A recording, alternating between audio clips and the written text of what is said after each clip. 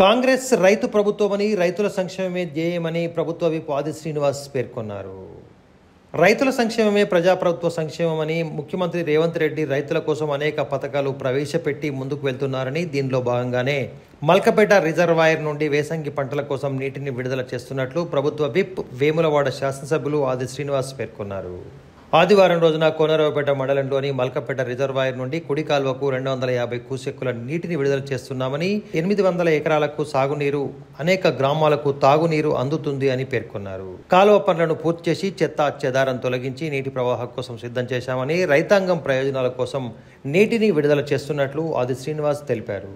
కుడి కాలువ ద్వారా వేములవాడ నియోజకవర్గంలోని 12 గ్రామాలకు సాగునీరు అందుతుందని ఆది శ్రీనివాస్ అన్నారు.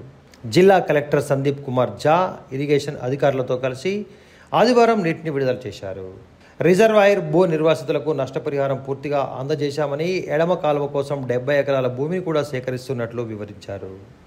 గత ప్రభుత్వ బకాయిలను కూడా చెల్లించామని, మల్కపేట రామాలయం వరకు 90 లక్షలతో సీసీ రోడ్డు నిర్మాణం కూడా చేసినట్లు పేర్కొన్నారు. ధాన్యం కొనుగోలుపై ఆందోళన చేసిన వారు వీటిని ముందుగా తెలుసుకోవాలని విమర్శించారు. గత ప్రభుత్వ ధాన్యం మోసాలను రైతులు మర్చిపోలేని సందర్భంగా ఆది శ్రీనివాస్ గుర్తు చేశారు.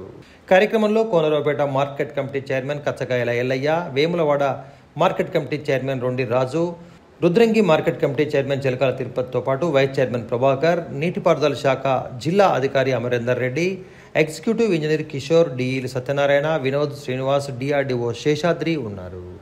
మెయిన్ కెనాల్ ద్వారా నీటి విడుదల చేయాలని చెప్పని ఉన్న నీటిని ఆ రోజు విడుదల చేసి అక్కపెల్లి, బుగ్గరాయేశ్వర తండా, అల్మాస్పూర్, రాజన్నపేట, కృష్ణాయి తండా, దేవునిగుడి తండా, గొల్లపల్లి, బాకూర్పల్లి తండి, తిమ్మాపూర్ వరకు కూడా నీరునివ్వడానికి ప్రయత్నం చేసే క్రమంలో జిల్లా కలెక్టర్ గారితో మాట్లాడి ఆనాడు ఇదే కిషోర్, ఇదే అమరేందర్ రెడ్డి గారు తమ వీళ్ళందరూ కూడా డీలతో ఏళ్ళతో కలిసి ఆయా గ్రామ ప్రాంతాల్లో ఉన్నటువంటి ప్రజలున్న శాస్త్ర మిత్రులతోటి ఆ పిచ్చి మొక్కలను, పొదలను తొలగించి అక్కడి వరకు మెయిన్ కెనాల్ ద్వారా నీరునిచ్చి సుమారు 5,000 ఎకరాలు ఈ రబీ పంటను కాపాడిన సందర్భంలో కోనరావుపేట బిడ్డలు, కోనరావుపేట మిత్రులు అడిగినారు, అన్నా పైన సిరిసిల్ల పంపిస్తున్న నీళ్లు, మరి మన కోనరావుపేట సంగతి ఏమో నవ్వుతున్నారు. ఎల్లారెడ్డిపేట మిత్రులు అన్నారు ఆ రోజు, ఎల్లారెడ్డిపేటకి ఇచ్చిన సిరిసిల్లకు మా కోనరావుపేటకి ఎందుకు ఇస్తున్నారని చెప్పని ఇక్కడ రైతులు అడగగానే కలెక్టర్ గారితో కూర్చొని మాట్లాడి ఏం చేద్దామని చెప్పని పల్లిమక్త,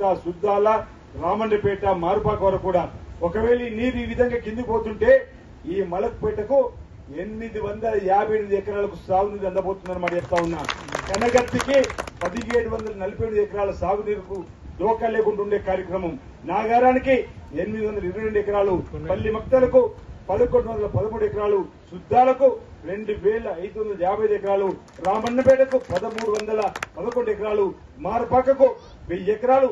ఈ విధంగా ఈ కాలువ ద్వారా మనం చేసుకున్నట్టయితే రైతులకు ఎకరాలలో రైతులకు పంటలు పండించుకోవడానికి నీరునిచ్చిన అవుతుంది. కాబట్టే ఆ రైతు సోదరులను విజ్ఞప్తి చేసి ఏ రైతుకైనా అరికాలుకు ముళ్ళంటిన పంటితో తీయాలనే సంకల్పంతో ముందుకు పోతున్నటువంటి మేము ఆ నష్టపోయిన రైతులకు కూడా ఏది విధంగా సహకారం అందిద్దామని కృత నిశ్చయంతో నేను కలెక్టర్ గారిని ఇప్పించి మెప్పించే కార్యక్రమం చేస్తుంటే ఇంకా ఒకరికి ఆందోళన వారితో కూడా పోలీసు శాఖ చెప్తే తప్పనిసరిగా మాట్లాడదాం. వారికి సంబంధించి